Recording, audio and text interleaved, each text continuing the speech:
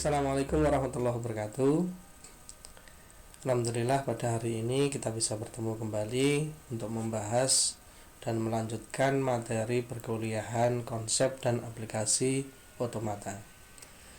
Pada hari ini saya akan membahas tentang grammar dan bahasa yang merupakan kelanjutan dari pertemuan kemarin ya, yang kita membahas tentang konsep bahasa. Kemarin kita sudah bahas bahwa sebuah bahasa itu dibagikan dari beberapa atau mungkin banyak dari kalimat, dan kalimat tidak bisa terbentuk sehingga tidak ada grammar. Kali ini ya, kita akan membahas lebih detail kira-kira grammarnya itu seperti apa gitu ya, dan kemudian bahasa yang dibentuk seperti apa.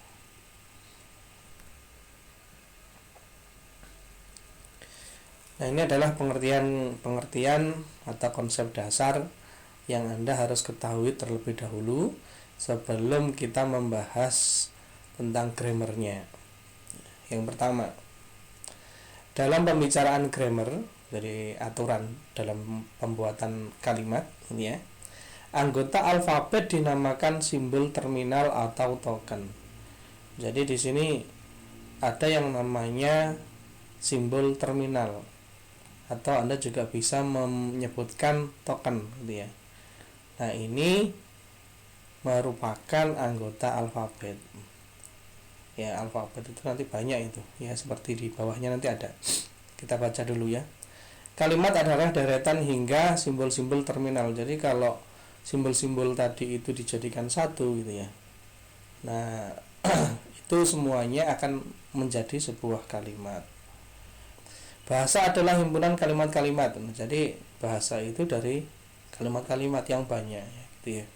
Anggota bahasa bisa tak hingga kalimat. Iya, saya tadi hari ini saja sudah mengatakan berapa kalimat, saya juga nggak bisa menghitung.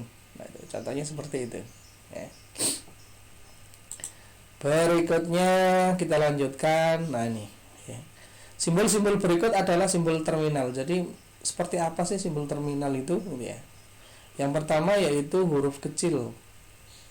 Nah, ini nanti tolong diamati ya. Huruf kecil awal alfabet nih, A, B, C sampai Z, itu merupakan bentuk dari terminal atau token. Terminal di sini bukan terminalnya bus loh ya, bukan ya. Istilah yang ada di grammar nanti. Nah, itu. Tadi gimana? Ya, terminal adalah alfabet. Ya, terminal itu juga disebut sebagai token. Nah, isinya ternyata di sini ya, ada huruf kecil, contohnya itu A, B, C gitu ya. Kemudian ada simbol operator plus minus bagi kali. Nah, plus minus kali ini kalau di sini ya. Kemudian ada simbol tanda baca ya, koma, titik 2, titik, tanda seru, tanda tanya. Nah, kayak gitu juga termasuk di dalam terminal gitu ya. Atau mungkin kumpulan gitu ya. Ya, string itu yang dicetak tebal. Contohnya gini, if. Nah, if itu juga dinamakan terminal. Kemudian then, else. Nah, jadi sesuatu nanti yang dicetak tebal ya, itu disebut sebagai terminal. Jadi tidak hanya satu huruf gitu ya, nanti string ya, string itu kan gabungan dari beberapa karakter gitu ya. Nah, itu juga bisa dinamakan terminal. Oke, saya lanjutkan. Kalau tadi ada simbol terminal ya, di sisi lain juga ada yang namanya simbol non terminal. Nah, ini kebalikannya dari tadi. Ya, kalau tadi itu simbol-simbol terminal dilambangkan dengan huruf kecil salah satunya gitu ya. Kalau dia bergabung menjadi satu, dia akan menjadi sebuah kalimat. Karena kalimat tadi contohnya adalah kalimat tadi itu adalah kumpulan dari terminal-terminal atau kumpulan dari token-token. Nah, di sini ada sebuah simbol yang melambangkan bahwa pembentukan kalimat itu masih terjadi gitu loh. Jadi belum sempurna kalimatnya. Nah, ini disebut sebagai non terminal. Ya, jadi ada sebuah simbol yang dia bisa melambangkan ini loh masih ada proses pembentukan kalimat. Nanti seperti itu. Ya. Nah, hurufnya apa saja yang termasuk di dalam non terminal? Ya, hurufnya adalah huruf besar A, B, C sampai Z, tetapi dia huruf besar. Nah, itu. Jadi nanti ada sebuah string gitu ya, tetapi di dalamnya itu kok masih ada huruf besar. Nah, berarti di sini dia bentuknya masih non terminal. Dan jika ada simbol non terminal ya, di dalam sebuah string, itu tandanya bahwa dia belum menjadi sebuah kalimat, karena kalimat hanya terdiri dari terminal-terminal gitu. Bisa dibayangkan ya. Jadi agak beda konsepnya dengan kalimat yang ada di bahasa kita. Kalau bahasa kita kan penulisannya itu awal kalimat pasti huruf besar. Nah, itu. Tapi kalau di sini nanti penulisannya harus huruf kecil semua. Nah, itu. Ada huruf besar berarti dia masih belum sempurna ini jadi kalimat. Seperti itu. Nanti akan saya terangkan selanjutnya ya. Kemudian huruf S itu merupakan simbol awal. Nah, gitu. Jadi nanti ada S itu ya. Nah, ini berarti menandakan bahwa oh ini loh, awalnya itu nanti dari sini. Dalam pertemuan-pertemuan selanjutnya simbol awal tidak selalu huruf S. Ya, tapi kebanyakan memang menggunakan huruf S sebagai simbol awal. Itu. String yang tercetak miring, misalnya XPR itu ya, expression dan STMT misal gitu, statement. Nah, jadi itu juga bisa disebut sebagai non terminal. Atau mungkin diganti aja ya, misalkan posisi 1 tapi miring misalkan gitu, itu juga boleh. Ya, itu nanti dianggap sama seperti ABC huruf besar. Saya lanjutkan. Huruf besar akhir alfabet melambangkan simbol terminal atau non terminal, misalnya X, Y, Z. Nah, ini Anda biar tidak bingung ya, saya sengaja memang mencoret simbol terminal. Memang sebenarnya benar ini ya. Jadi huruf besar itu ya, ada beberapa kasus atau di beberapa buku itu yang menyebutkan bahwa huruf besar juga termasuk simbol terminal. Nah, untuk sementara ya, biar Anda paham dulu ya, kita buat kesepakatan bahwa huruf besar itu hanya untuk non terminal. Itu dulu aja. Ya. Nah, jadi yang simbol terminal kita sepakati oke lah huruf kecil. Nah, gitu aja. Tetapi sebenarnya ya, nanti kita juga bisa menjadikan huruf besar tersebut itu menjadi simbol terminal. Makanya di sini saya sengaja ya saya coret gitu biar Anda nanti tidak bingung. Ya. Huruf non terminal berarti huruf besar. Gitu aja enak ya. Terminal berarti huruf kecil. Huruf kecil akhir alfabet melambangkan string yang tersusun atas simbol-simbol terminal. Misalnya X, Y, Z ya. Jadi nanti ada simbol ya, string atau karakter itu yang dibawa gitu, yang dibawa dalam proses itu namanya adalah terminal. Ya tadi itu.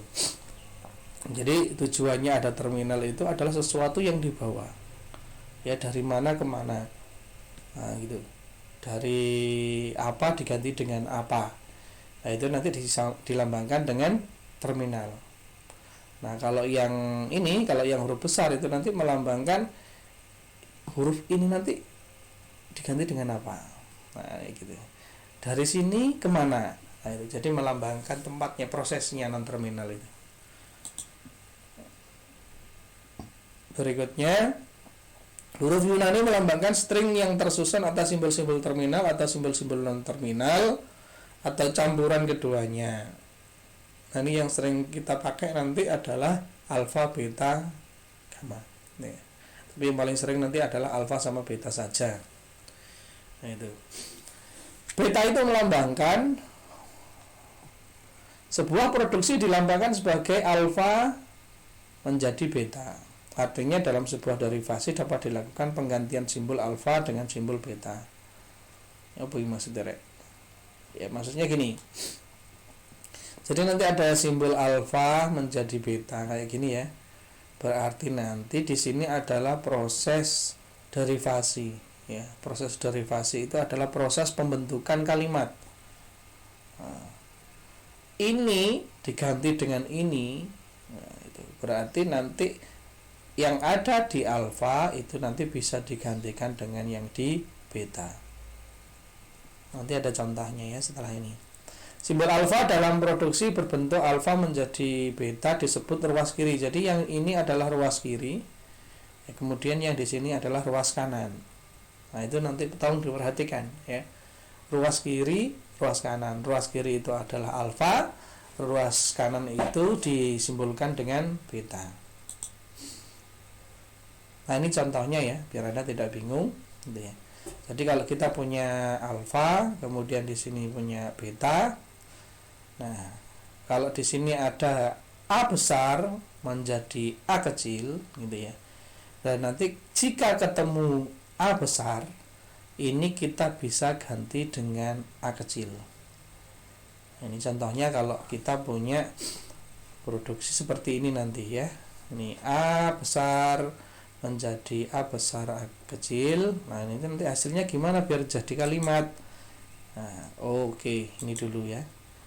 Nah, ini yang saya lingkari yang pertama ini namanya adalah ruas kiri, yang ini adalah ruas kanan. Jadi kalau ditanya ruas kirinya apa? A besar. Ruas kanannya apa? A kecil. Nah, gitu. Nah, maka gimana? Akhirnya dibuat derivasi ya. Derivasi adalah pembentukan kalimat. Nah, ini belum menjadi kalimat. Karena apa? Karena masih mengandung huruf besar. Tujuan kita membuat sebuah kalimat itu adalah semuanya terminal, berarti di sini harus dibuat huruf kecil semua. Nah, berarti dari A diderivasi A besar A kecil. Nah, karena A besar ini tadi bisa diganti dengan A kecil gitu ya, maka hasilnya jadinya adalah A. Karena A kecil ini hasil dari konversi A besar menjadi A kecil, ini menjadi ini. Nah, kalau sudah menjadi A kecil seperti ini, inilah yang namanya kalimat di dalam otomata. Bisa dipahami ya? Jadi di sini ini merupakan proses pembentukan kalimat yang terdiri dari non terminal. Ini non terminal karena huruf besar ya. Kemudian di sini adalah terminal karena huruf kecil. Nah, jika masih ada non terminal berarti dia masih dalam proses. Itu kita buat ini bagaimana caranya agar menjadi kalimat. Berarti kita lihat ini konversinya. A besar dijadikan A kecil. Oke, berarti yang besar ini jadikan yang kecil. Nah, ini akhirnya jadi kecil semua. Berarti inilah yang namanya kalimat. Jadi seperti itu. Nah, ini ya. Jadi A itu adalah non terminal. Nah, ini non terminal. Ini non terminal. Ini non terminal. Ini non terminal. Pokoknya A huruf besar. A adalah kalimat, ya, karena dia sudah huruf kecil semua. Itu contohnya ya, biar Anda paham. Saya lanjutkan. Derivasi adalah proses pembentukan sebuah kalimat. Nah, itu tadi saya tadi udah bilang bahwa ada proses pembentukan kalimat, itu disebut sebagai derivasi atau sentensial ya. Sebuah derivasi nanti dilambangkan dengan seperti ini, panahnya 2 ya, seret-seret. Nah, ini bacanya adalah alfa diderivasi menjadi beta. Sentensial adalah setri yang tersusun atas simbol-simbol terminal atau simbol-simbol non terminal atau campuran keduanya ya, seperti tadi ini ya.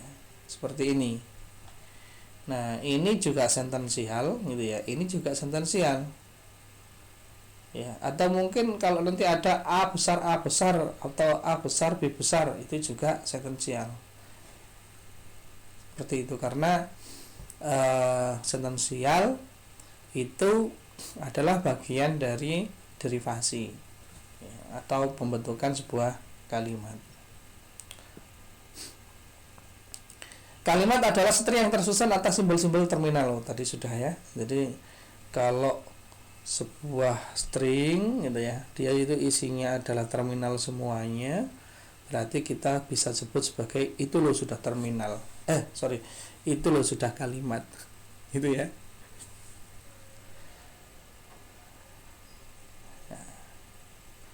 Kemudian kita lanjutkan. Kalimat adalah string yang tersusun atas simbol-simbol terminal. Itu diulangi lagi nih ya. Jadi kalimat ditegaskan bahwa string yang isinya semuanya harus terminal. Bisa huruf kecil, gitu ya. Bisa nanti angka juga bisa. Kemudian ada yang namanya tanda baca, ya, atau nanti ada huruf atau string yang dicetak tebal. Pengertian terminal berasal dari terminate. Nah, berakhir. Mengapa kok disebut terminal itu ya karena itu ya, terminate ya. Berhenti. Nggak bisa dibuat lagi, bisa dibuat kalimat lagi karena di sana tidak mengandung non terminal. Nah, gitu. Pengertian non terminal berasal dari kata not terminate. Nah, itu belum berakhir ya, atau tidak berakhir. Maksudnya derivasi belum atau tidak berakhir jika sentensial yang dihasilkan mengandung simbol non terminal. Jadi selama masih ada huruf besar gitu ya. Nah, dia berarti masih bisa dibentuk kalimat. Kalau sudah huruf kecil semua atau yang simbol-simbol yang lain yang termasuk di dalam terminal, nah itu ya sudah, yaitu hasilnya gitu. Nah, ini ya. Kita setelah mengetahui konsep dasarnya, jadi sekian banyak tadi masih konsep dasar ya yang Anda harus hafalkan, yang Anda harus mengerti. Nah, itu. Nanti jika ada pertanyaan ya silakan tanya saya langsung ya, by WA boleh atau mungkin by telepon juga boleh ya. Kita lanjutkan. Berikutnya yaitu kita mengenal grammar dan klasifikasi Chomsky. Jadi ada seorang ahli gitu ya yang dia mengklasifikasikan grammar gitu ya, yang nanti kita akan gunakan untuk menyusun kalimat. Namanya adalah Chomsky itu. Grammar yang dilambangkan G gitu ya. Nanti seperti ini. Nah, ini G didefinisikan sebagai pasangan 4 tupel. Jadi ini ada 4 bagian nanti ya. Ada yang namanya VT, ada yang namanya VN, ada yang namanya S, ada yang namanya H. Ya. Nah, apa itu VT? VT itu adalah himpunan simbol-simbol terminal. Jadi VT itu terminal. Ini T terminal ya. Kalau VN berarti non terminal. Jadi nanti di sini ini isinya adalah karakter yang termasuk terminal, huruf kecil, tanda baca, itu tadi ya. Nah, kalau di sini huruf besar ya, dan teman-temannya. Nah, ini VN ya. Nah, S besar itu merupakan anggota dari VN. Iya, karena S itu kan huruf besar ya. Tetapi khusus ya S dia VN tetapi digunakan untuk simbol awal atau simbol start. Tadi ada di konsep dasarnya tadi ada. Jadi S atau simbol awal startnya itu termasuk VN. Kemudian Hi itu adalah himpunan produksi yang tadi itu, yang ada panahnya satu itu tadi. Ya. A menjadi A besar A kecil. Nah, itu termasuk nanti anggota dari Hi. Bisa dipahami yang di sini? Harapan saya bisa ya. Tolong ini dipahami benar-benar karena nanti teori ini ya, klasifikasi Chomsky ini dipakai sampai akhir perkuliahan. Bahkan nanti jika Anda mengambil materi perkuliahan teknik kompilasi gitu ya, ini juga masih dipakai.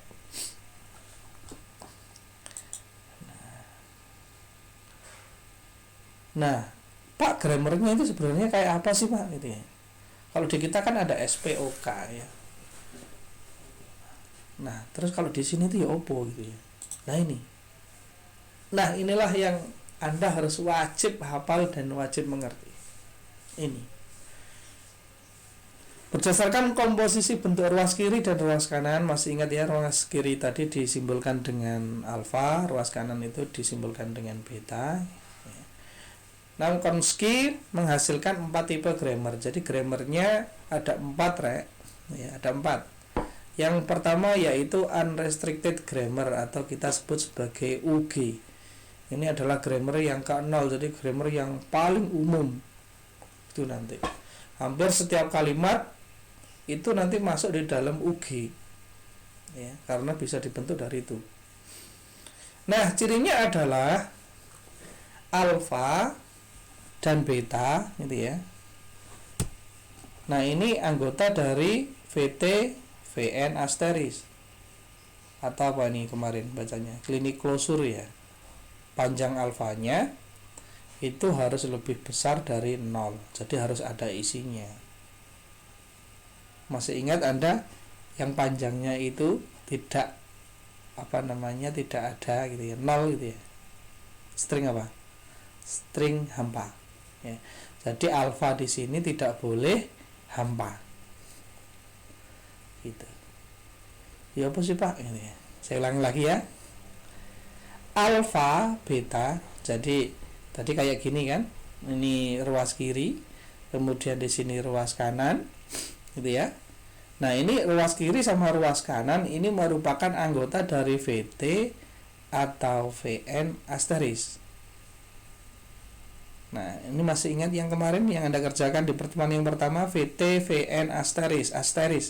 Kemarin dilambangkan gini, X atau Y asteris. Nah, itu berarti ya apa hasilnya, gitu kan?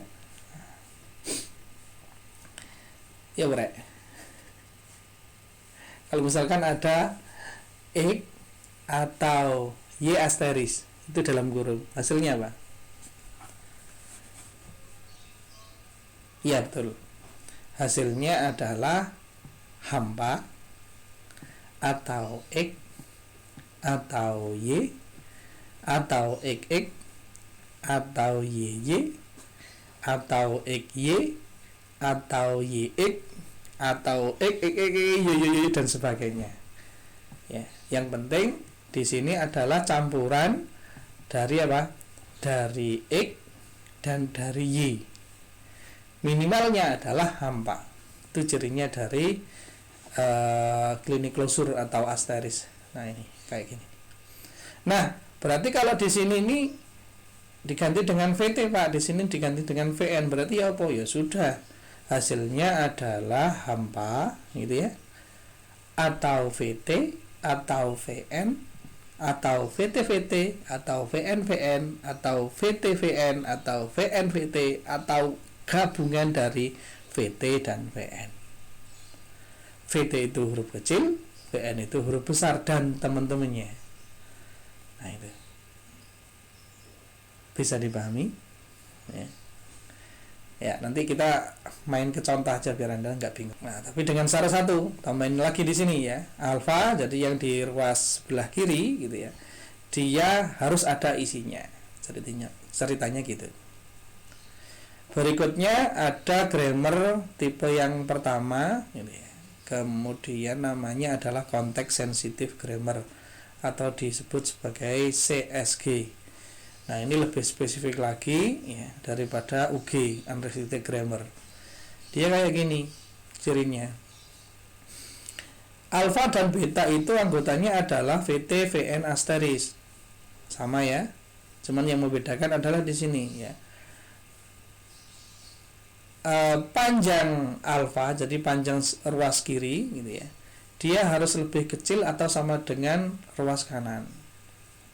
Dan alfa yang di sini ini ruas kiri tidak boleh hampa. Itu bacanya ya. Jadi atau mungkin langsung gini nggak apa-apa, 0 ya, itu lebih kecil dari panjangnya alfa gitu ya, lebih kecil sama dengan panjang beta. Jadi kalau misalkan ruas kiri sama ruas kanan itu nanti jumlahnya sama, boleh. berarti itu masih di dalam CSG. Tapi kalau misalkan ruas kiri itu sudah lebih panjang, misalkan ada 3 huruf gitu ya, atau 3 simbol, kemudian di betanya itu 2 simbol, tidak boleh. Ini sudah tidak termasuk CSG. Lo masuk yang mana Pak? Ya berarti dia masuk UG. Ya, karena di sini UG syaratnya hanya sedikit ya. Pokoknya alfa tidak hampa. Itu toh. Betanya gimana Pak? Boleh hampa? Ya jawabannya boleh. Ya, alfanya yang nggak boleh. Nah ini, jadi di sini ya syaratnya adalah apa? Ruas kiri minimal sama dengan ruas kanan. Kemudian kalau lebih bagaimana Pak? Ruas kanannya boleh. Tuh. Berikutnya grammar yang kedua namanya adalah konteks free grammar atau CFG. Ya, cirinya adalah gini, alfa saja loh ya. Alfa saja itu adalah VN dan satu tok VN. Nah, berarti di sini ruas kiri itu hanya huruf besar saja dan jumlahnya 1. Tuh. Ya. Kemudian beta itu adalah VT VN asteris, berarti betanya boleh hampa, boleh VN, boleh VT, boleh VT VN, boleh VN VT, boleh VT VT, boleh VN VN, boleh VT VN, boleh VN VT dan seterusnya. Nah itu pokoknya gabungan dari VT VN minimalnya hampa. Tapi ini tadi ya yang membedakan adalah apa? Ruas kiri ya itu harus huruf besar, satu saja ya. Ini.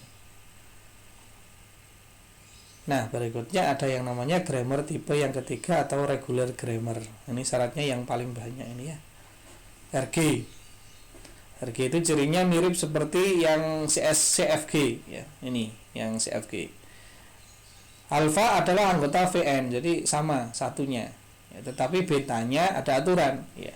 Betanya itu kalau enggak VT tok, VT hanya satu saja, berarti huruf kecil 1 ini ya. Atau VT VN, huruf kecil huruf besar. Atau gini ya. Alfa itu VN huruf besar 1, betanya bisa huruf kecil 1, VN VT. Nah, jadi nanti kalau misalkan di sini itu pakai VT VN itu ya, huruf kecil huruf besar, ya udah pakai huruf kecil huruf besar semua. Tidak boleh digabung dari antara ini dengan ini, tidak boleh ya. Kalau pakai ini aturannya pakai ini terus, tapi kalau pakai yang ini ya ini terus. Nah ini contohnya ya. Jadi betanya itu bisa A kecil, if A kecil kan VT ya, kemudian BC besar. Nah ini adalah VT VN. Atau beta itu adalah A kecil gitu ya, B besar, C kecil, ini VN VT. Di sini Anda wajib memahami. Kalau belum paham harap diulangi lagi karena ini selalu nanti dipakai. Untuk minggu berikutnya ya, saya akan mengadakan kuis tentang ini. Ya, jadi nanti satu persatu online yang masuk room saya akan tes Anda ya, mengerti enggak ini? Terangkan ke saya, misalkan gitu. Itu untuk minggu depan ya. Silahkan belajar ini. Nah, untuk apa sih Pak ini semua gitu ya? Ya yang jelas digunakan untuk pembentukan kalimat dan menentukan nanti bahasanya itu kayak apa gitu.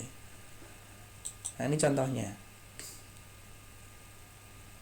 Kalau misalkan ada grammar G1 gitu ya, dengan produksi S besar menjadi A kecil B besar, kemudian B besar itu menggantikan B kecil B besar, B besar menjadi B kecil gitu ya.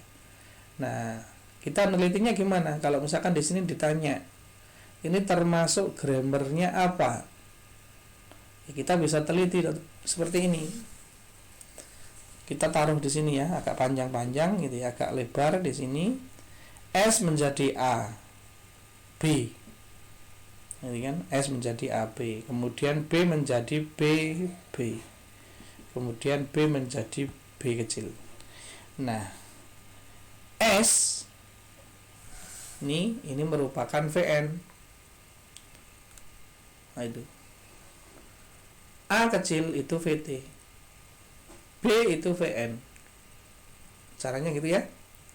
Kemudian kita lihat di sini, ini adalah ruas kiri alfanya, di sini ruas kanan betanya.